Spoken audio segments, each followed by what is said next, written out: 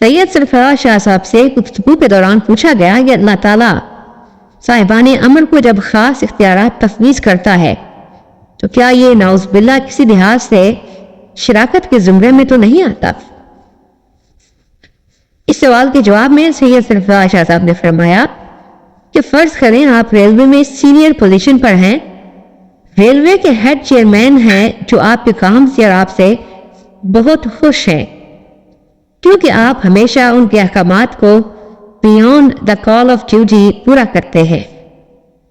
Chairman خوش ہو کر تحریری طور پر ایک آرڈر پاس کرتے ہیں کہ اقبال صاحب کی جو بھی ریکوائرمنٹس ہوں وہ فوری طور پر پوری کی جائیں۔ اب آپ فورمین مین کا مطالبہ کرتے ہیں یا کوئی بھی خواہش کرتے ہیں تو 5 منٹ میں وہ خواہش پوری کر دی جاتی ہے۔ کیا اس کا یہ مطلب ہے کہ آپ ریلوے کے چیئرمین ہو گئے؟ یہ تو آپ پر چیئرمین کی عنایت ہے۔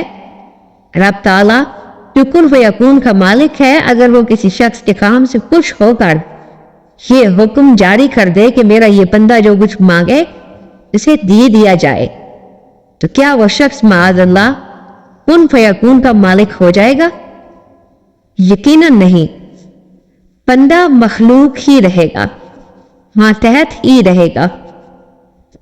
صرف یہ ہے کہ اس کی انکنڈیشنل یعنی غیر مشروط ٹوٹل سبمیشن مکمل اطاعت کی وجہ سے رب تعالیٰ نے اس پر بے پناہ عنایات کی ہے۔